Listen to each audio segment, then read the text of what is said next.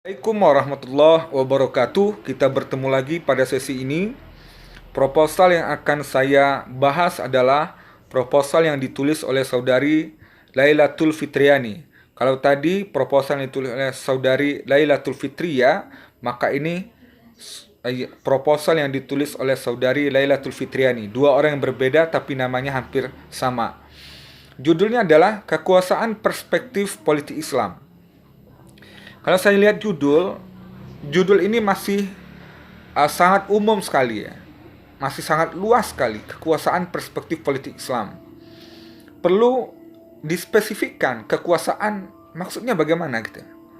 Kekuasaan dalam konteks negara, konteks pemimpin, konteks partai politik, atau kekuasaan dalam perspektif apa.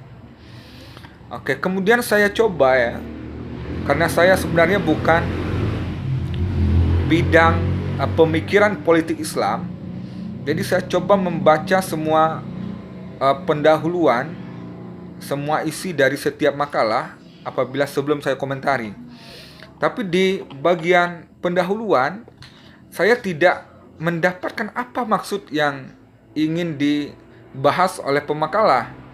Misalnya pemakalah ingin bilang kekuasaan dalam perspektif politik Islam, kekuasaan perspektif politik Islam. Maksudnya bagaimana? Karena kenapa?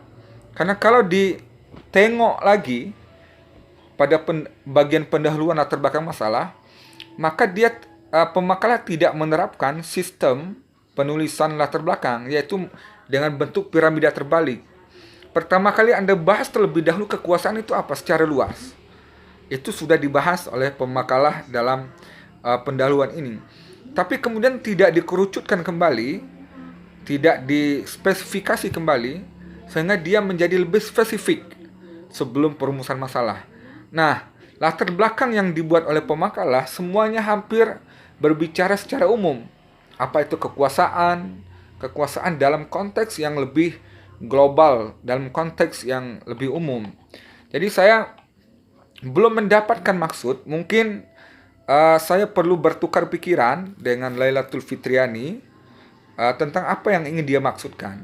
Mungkin nanti kita akan WA.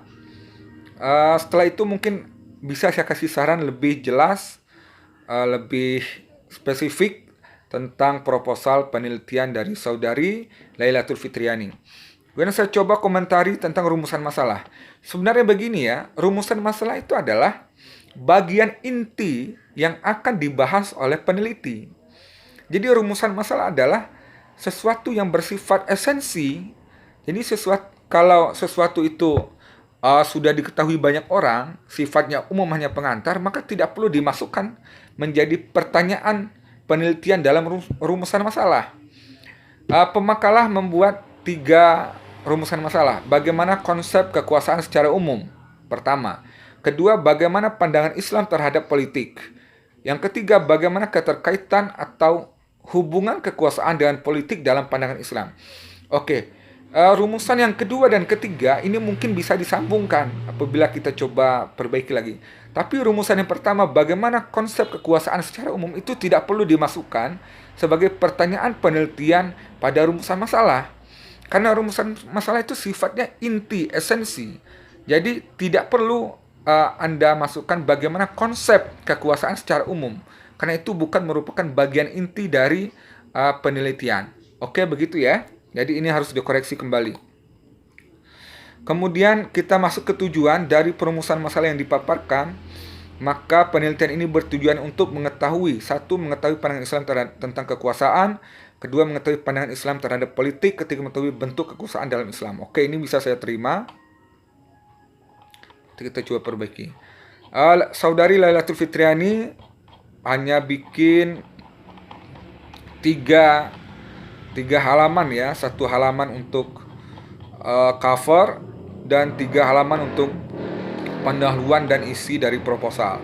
Saya kira ini saudari Lailatul Fitriani perlu memberikan perhatian yang lebih terhadap perbaikan proposal skripsi ini.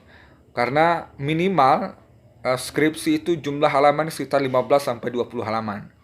Oke ya, mungkin saya kira cukup, termasuk di sini daftar pustaka juga perlu ditambahkan, karena sebenarnya begini ya, proposal atau skripsi itu awalnya bukan kita nulis terlebih dahulu, tetapi awal dari penelitian itu adalah dari bacaan-bacaan. Anda baca 1-2 buku, Anda teliti 1-2 buku, atau Anda dengarkan pembicara-pembicara, kemudian baru Anda ketemu judulnya apa. Jadi tidak mungkin ya suatu proposal itu tanpa rujukan sekalipun.